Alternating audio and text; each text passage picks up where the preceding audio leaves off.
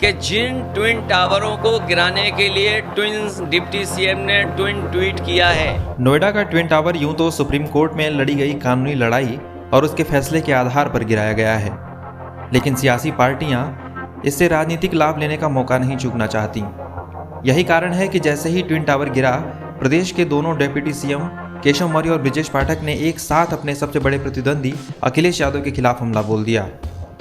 दोनों ही उप मुख्यमंत्रियों ने ट्वीट किया कि यह इमारत पूर्ववर्ती सपा सरकार के संरक्षण में बनाई गई थी। अखिलेश से जब इस आरोप पर जवाब मांगा गया तो उन्होंने अपने चिरपरिचित अंदाज में तंज कसते हुए दोनों उप मुख्यमंत्रियों पर कठपुतली होने का गंभीर आरोप लगा दिया। इतना ही नहीं, इसके साथ ही वह केशव मौर्य के जरिए पिछला कार्ड खेलने से भी नहीं चूके। क्या है पूरा मामला, विस्तार से समझाते हैं। सुप्रीम कोर्ट के आदेश के बाद 28 अगस्त यानी कि रविवार को नोएडा का सुपरटेक ट्विन टावर 3700 किलो विस्फोटकों की मदद से ध्वस्त कर दिया गया। इतनी ऊंची इमारत को ध्वस्त होते देखने के लिए पूरा देश टीवी के सामने बैठा था। देश भर के लिए यह एक सनसनीखेज घटना थी। प्रदेश में सत्ताधारी बीजेपी को लगा कि ट्विन टावर के जरिए वह अपने राजनीतिक प्रतिद्वंदियों पर तगड़ा निशाना साध सकती है, क्योंकि जनता का ध्यान अभी इस पूरी घटना पर अपनी तीव्रता के साथ केंद्रित है। लिहाजा प्रदेश के डिप्टी सीएम ब्रजेश पाठक ने ट्वीट करके अखिलेश यादव की सरकार पर भ्रष्टाचार का आरोप लगाते हुए कहा, भ्रष्टाचार का ट्विन टावर तो 28 अगस्त को गिरा, मगर ट्विन टावर का निर्माण कराने वाली समाजवादी पार्टी की भ्रष्ट सरकार को प्रदेश की जनता पहले ही गिरा चुकी है। 2014, 17, 19 और 22 इसके प्रतीक हैं। इसके पहले भी उन्होंने एक ट्वीट किया था जिसमें उन्होंने कहा था, भ्रष्टाचार पर भाजपा का प्रहार जारी, सपा सरकार के संरक्षण में नोएडा में भ्रष्टाचारियों द्वारा बनाई गई कुतुब मीनार से भी ऊंची भ्रष्टाचार की इमारत 9 सेकंड में जमी दोज।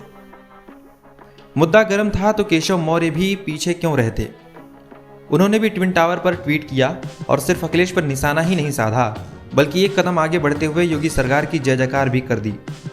केशव ने कहा, नोएडा का Supertech twin tower Shri Akhilesh Yadav और सपा के शासनकाल के भ्रष्टाचार और अराजकता की नीति का जीवंत प्रमाण है।